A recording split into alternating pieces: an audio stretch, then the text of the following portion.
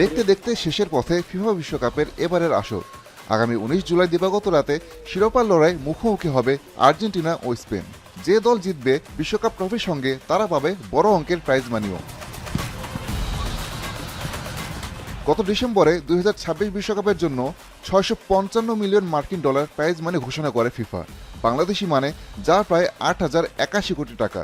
কাতারে অনুষ্ঠিত আগের আসরের তুলনায় এটি প্রায় 50% বেশি। স্বাভাবিকভাবেই প্রতিটি দলের ক্ষেত্রে প্রাইজ মানিও বেড়েছে অনেক। যেমন ফাইনালের বিজয়ী দল পাবে 50 মিলিয়ন ডলার, রানার্স আপ পাবে 33 মিলিয়ন ডলার।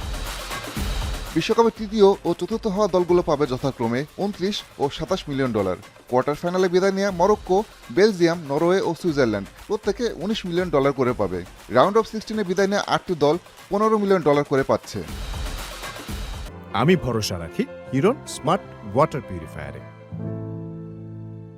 অন্যদিকে রাউন্ড অফ 32 থেকে বাদ পড়া 16টি দল পাবে 11 মিলিয়ন ডলার।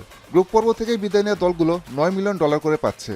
আর বিশ্বকাপে অংশ নেওয়া প্রতিটি দলকেই যোগ্যতা অর্জনের পুরস্কার ও অন্যান্য খরচের জন্য বিশ্বকাপের শুরুতেই 12.5 মিলিয়ন ডলার করে দেওয়া হয়েছে।